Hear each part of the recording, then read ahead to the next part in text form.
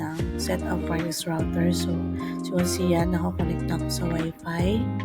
Then let's type here the IP address. And then the password.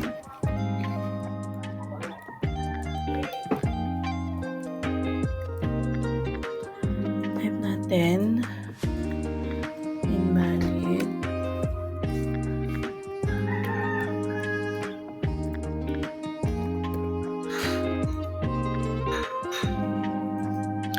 So yan, nakapasok na tayo dito.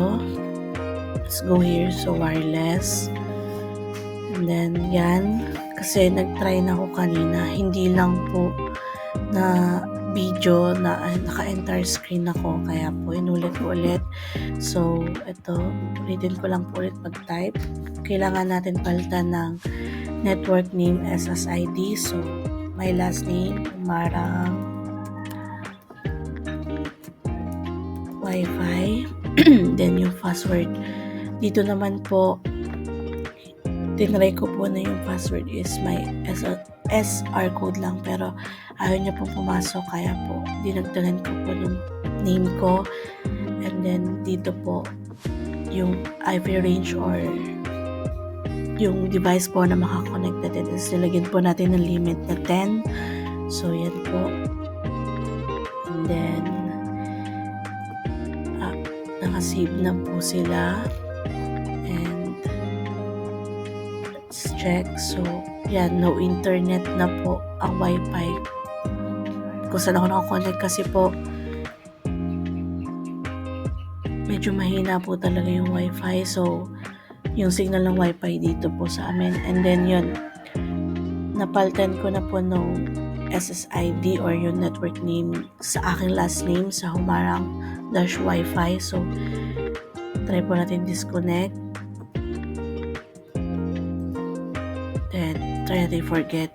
Tapos po i-type natin yung password kung makaka-connect pa rin po tayo. Pili ko po hindi, kasi po mahina po sadya yung signal. Pero sana po makakonect.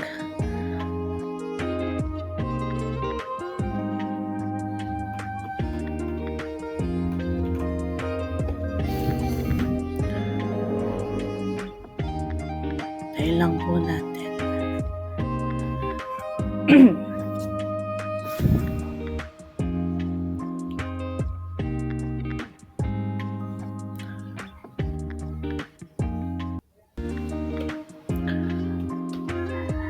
So yan, nakakonect na po tayo dun sa napalitan ko na network name na Humarang Wi-Fi, and then in-enter ko din po yung password, pero hindi po ulit siya mag-display na connected na naman po tayo. Hindi lang po mag-display dito yung Wi-Fi kasi po wala po siyang signal, mahina po.